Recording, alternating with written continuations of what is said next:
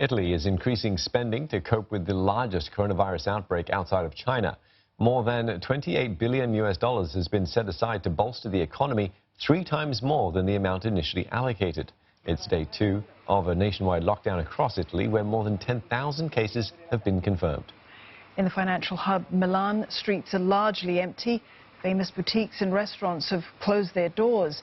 60 million Italians have been told to stay home and to avoid all non-essential travel for about a month. The government has warned that it hasn't ruled out even more restrictive measures. Several European nations have banned Italians from crossing their borders. Spain and Portugal have suspended air traffic for 2 weeks.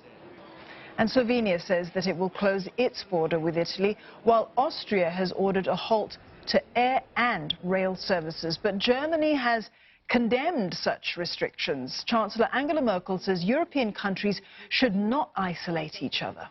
She's called for all EU countries to work together, saying experts have told her up to 70% of the population might become infected. Meantime, in the United Kingdom, the junior health minister has tested positive for the virus. Nadine Dorries is self-isolating at home. Mrs. Dorries was at a reception last week with hundreds of parliamentarians, including Prime Minister Boris Johnson. More on this now with Dr. Leong Ho Nam from Mount Elizabeth Novena Specialist Centre in Singapore. Dr. Leong, experts have warned there could be a second wave of COVID-19 infections. What's your take? Absolutely. If you look at China, the first country that's coming out of COVID-19, they're experiencing many new cases, not from their own cities, but coming out from overseas. People are returning to China, or people are coming in to do business. So as you clear your own cases, you get your second wave of people returning. So we see that in Singapore, we see foreigners that are coming in, and certainly we'll see that in Korea, Japan, or any other countries. The foreigners will be driving the second wave. Mm-hmm. And as part of that, Dr. Leong, explain to us why we're seeing such a dramatic rise in the number of cases in places like Italy and now in the United States.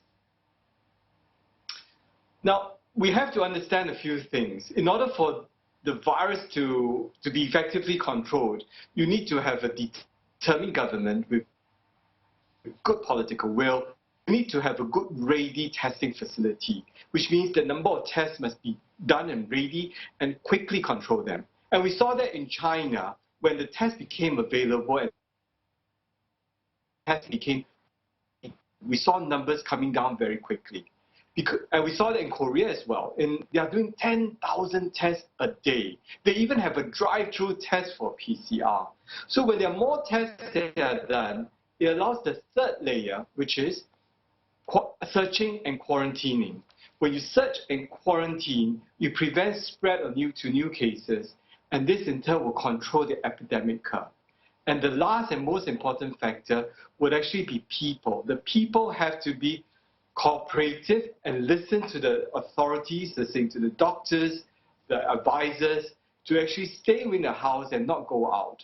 This will mean cutting down the social interactions and the social distancing which we are talking about. So from government, testing, search and quarantine, and lastly, that of a cooperative citizens. With all these 4, we will have a control of the situation.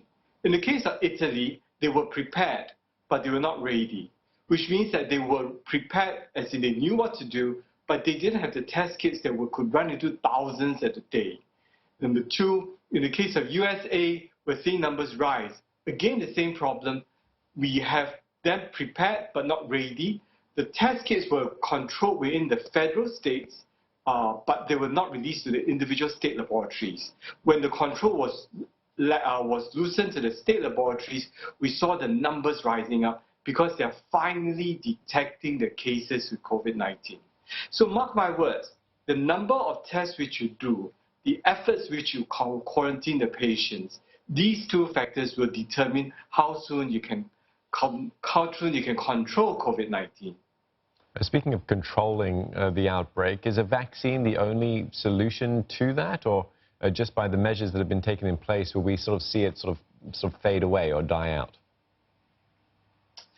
I think vaccine is great. Vaccine can solve many problems including the issues of lack of testing, as well as compliance on the part of citizens. But let's be realistic. A vaccine will not come for the next 12 months. And this comes from Professor Fauci, who heads the NIH in USA. I know many steps are being taken to try to cut short the time taken, but we're still looking at 12 months if we want to do proper trials in testing. But we have something else ahead of us that's readily available, and that means better testing. Again, the more tests the country do, it seems to be more predictive of a control of the virus. Second, social distancing. We can actually take on individual responsibilities and not meet other people. Remember, the virus has to infect a new person in order to transmit.